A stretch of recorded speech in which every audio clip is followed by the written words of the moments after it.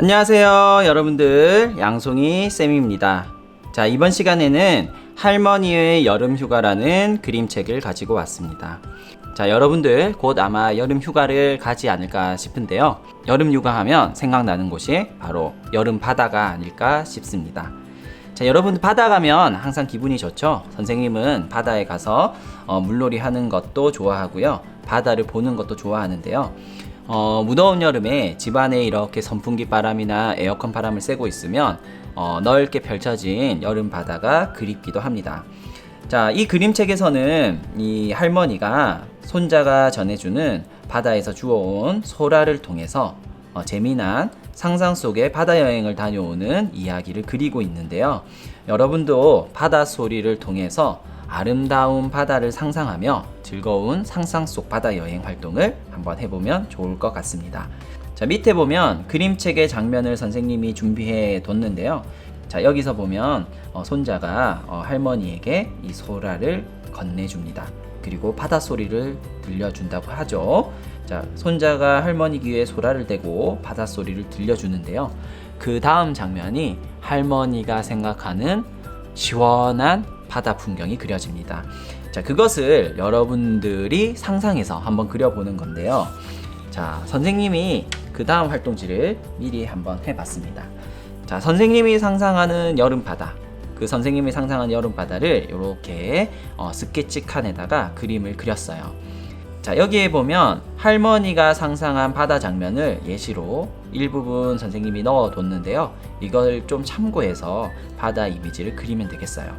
자, 선생님은 바다를 이렇게 딱 상상했을 때 넓게 펼쳐진 바다와 그 다음 구름이 조금 있고 갈매기가 있는 모습, 그리고 바다 좀 멀리 유람선이나 고기잡이 배가 있는 모습, 자, 그리고 이 바다에 돌고래가 헤엄치고 있는 모습을 보면 굉장히 기분이 좋을 것 같다는 생각에 돌고래가 헤엄치는 모습도 그려두었습니다. 자, 그리고 여름바다 하면 이 모래사장이 있는 해수욕장을 많이 가잖아요. 그래서 해수욕장에서 볼 수 있는 바라솔이나 해수욕장 모래로 만드는 이런 모래성, 자, 그리고 해변가에서 볼 수 있는 소라게나 개와 같은 동물들도 그려주었습니다.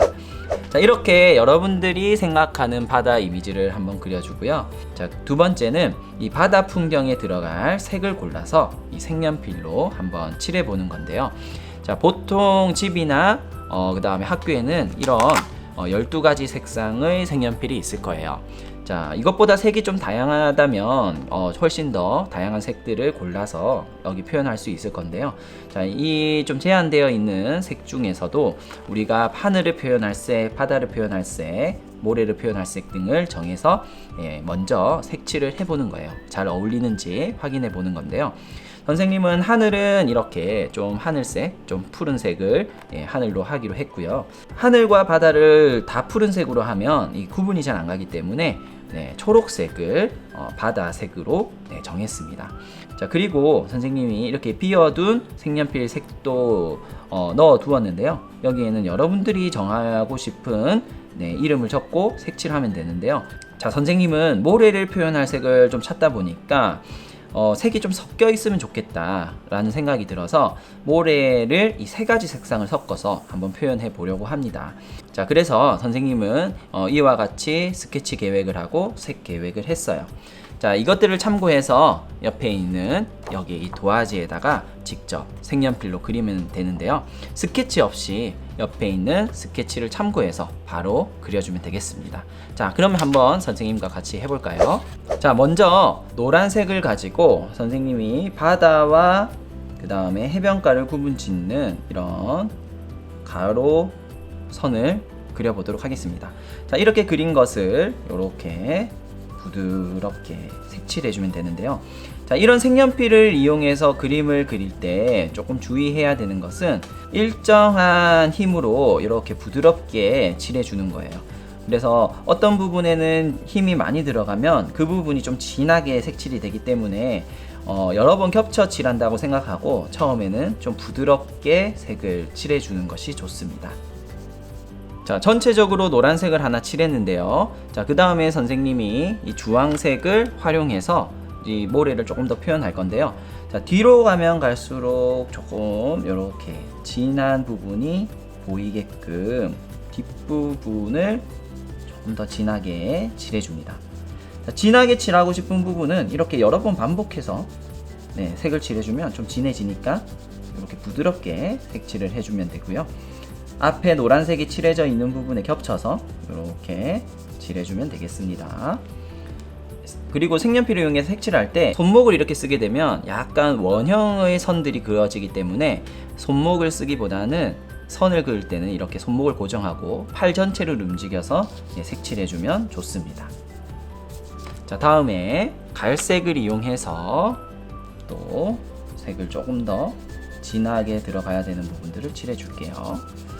자, 모래가 이렇게 온폭 파여져 있는 부분도 있으니까 이런 부분들은 조금씩 이런 파여져 있는 부분들을 표현해주면 좋습니다. 자, 이런 파여져 있는 부분들을 표현할 때는 앞부분의 간격은 이 선과 이 앞에 있는 선들이 좀 멀게 그려주면 되고요. 뒷부분으로 가면 갈수록 얘가 위아래의 간격이 조금 촘촘해지게, 위아래 간격이 촘촘해지게 그려주면 이 면적이 뒤로 쭉 펼쳐진 들판처럼 표현이 됩니다. 자, 이런 식으로 표현했고요.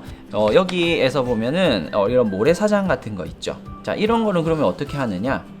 바로 이런 조금 노란 색깔보다 좀 진한 색으로 이런 식으로 테두리를 그려서, 자, 옅은 색에서 좀 진한 색을 올리는 거는 이렇게 겹쳐져서 그릴 수가 있거든요. 그래서 이런 식으로 해주면 됩니다. 이때는 조금 힘을 줘서 진하게 해야 되겠죠. 자, 조금 진하게 들어가면 겹쳐져서 표현을 할 수가 있어요. 자, 그리고 조금 더 진한 부분들을 진한 색연필을 가지고 이렇게 표현해주면 되고요. 자, 이런 식으로 해서 표현을 해주면 됩니다. 자, 그리고 뒤에 이제 초록색으로 바다도 표현하는데요. 자, 바다도 이렇게 표현을 해주는데요. 이 바다에 있는 이런 파도들, 하얀 색깔 부분들이 이제 파도가 되는 거니까, 파도는 하얀색이잖아요. 그럼 이 부분은 색칠하지 말고 이런 식으로 해서 하얀 색깔 부분을 남겨두고 이렇게 색칠해주면 되겠습니다. 자, 바다를 표현할 때도 뒷부분은 조금 진하게, 앞으로 가면 갈수록 연해지게, 그라데이션이라고 하죠. 이렇게 앞으로 가면 갈수록 연해지게 칠하면 되는데요. 그라데이션을 하는 방법은 일단은 균일하게 칠한 후에 더 진하게 칠할 부분을 많이 왔다 갔다 하면서 더 칠해주면 됩니다. 그래서 많이 색을 얹으면 이제 진해지니까 앞부분은 조금 한두 번만 이렇게 색을 칠해주고 뒷부분은 조금씩 힘을 줘서 조금 더 많이 칠해주면 돼요. 자, 이런 식으로 해서 바다도 표현했고 하늘도 표현하면 되고요. 모래성을 그린 것처럼 하늘과 바다 위에 돌고래나 아니면 어떤 배 등을 그린다고 하면 좀 진하게 표현을 하면 되겠습니다. 자, 그러면 선생님이 예시 작품으로 그려놓은 걸 한번 보여드리도록 할게요. 자, 이렇게 표현이 됐는데요. 선생님이 이렇게 구름 같은 경우는 색연필로 칠하고 나서 이 부분을 지우개로 지웠어요. 그리고 나서 하늘색으로 다시 그 구름의 경계선 부분을 이렇게 표현해서 구름을 표현했고요.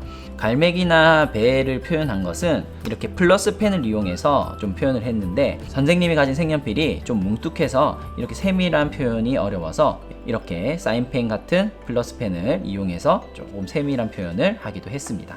자, 이렇게 여러분이 색연필을 일단 기본으로 색을 칠하고 다른 도구들을 또 활용해서 여러분이 표현하고 싶은 바다의 풍경을 한번 그려보면 좋을 것 같습니다. 자, 여러분들은 조금 더 선생님보다 시원하고 또 재미있는 그런 바다 풍경을 만들 수 있을 거라는 생각이 듭니다. 자, 그러면 예쁜 바다 풍경 그리면서 즐거운 여름 휴가 한번 준비해 보도록 하세요. 자, 그러면 이번 시간에는 여기까지 하도록 하겠고요. 다음 시간에 또 재미있는 그림책을 가지고 찾아뵙겠습니다. 자, 다음에 만나요. 안녕.